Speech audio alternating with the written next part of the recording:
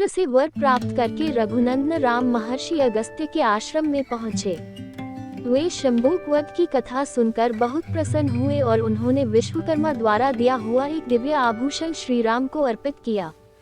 वह आभूषण सूर्य के समान दीप्तिमान, दिव्य, विचित्र तथा अद्भुत था। उसे देखकर श्री राम ने महर्षि अगस्त्य से पूछा, मुनिव, विश्वकर्मा का यह अद्भुत आभूषण आपके पास कहाँ से आया? जब यह आभूषण इतना विचित्र है तो इसकी कथा भी विचित्र ही होगी। ये जानने का मेरे मन में कौतूहल हो रहा है। श्री राम की जिज्ञासा और कौतूहल को शांत करने के लिए महर्षि ने कहा, प्राचीन काल में एक बहुत विस्तृत वन था जो चारों ओर 100 योजन तक फैला हुआ था, परंतु उस वन में कोई प्राणी पशु पक्षी तक भी नहीं रहता था। उसमें एक मनोहर सरोवर भी था। उस स्थान को पूर्णतया एकांत पाकर मैं वहां तपस्या करने के लिए चला गया था। सरोवर के चारों ओर चक्कर लगाने पर मुझे एक पुराना विचित्र आश्रम दिखाई दिया। उसमें एक भी तपस्वी नहीं था। मैंने रात्रि वहीं विश्राम किया।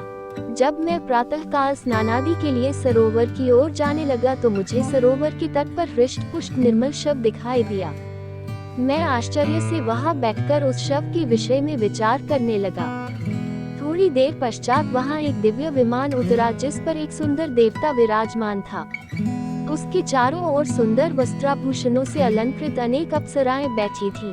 उनमें से कुछ उन पर चंवर डुला रही थीं। फिर वह देवता सहसा विमान से उतरकर उस शव के पास आया और उसने मेरे देखते ही देखते उस शव को खाकर फिर सरोवर में जाकर हाथ मुंह धोने लगा। जब वह पुनः विमान पर चढ़ने लगा तो मैंने उसे रोककर पूछा कि हे तेजस्वी पुरुष, कहाँ आपका ये देवों में सौम्य रूप और कहाँ ये घृणित आहार?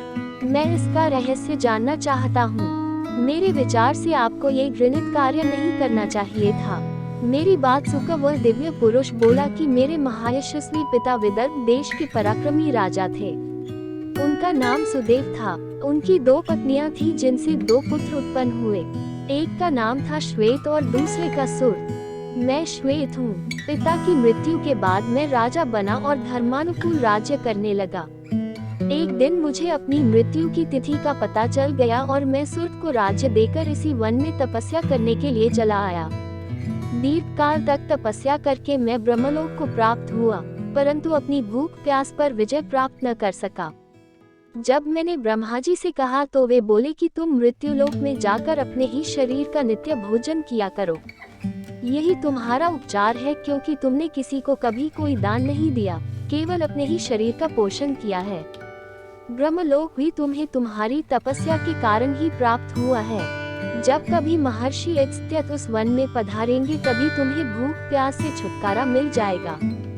अब आप मुझे मिल गए हैं, अतएव आप मेरा उद्धार करें और मेरा उद्धार करने के प्रतिदान स्वरूप ये दिव्य आभूषण ग्रहण करें। यह आभूषण दिव्य वस्त्र, स्वर्ण, धन आदि देने वाला है।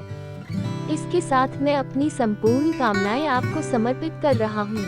मेरे आभूषण लेते ही राजर्षि श्वेत पुनर्तः तृप्त होकर स्वर्ग को प्राप्त हुए और वह शव भी लुप्त हो गया।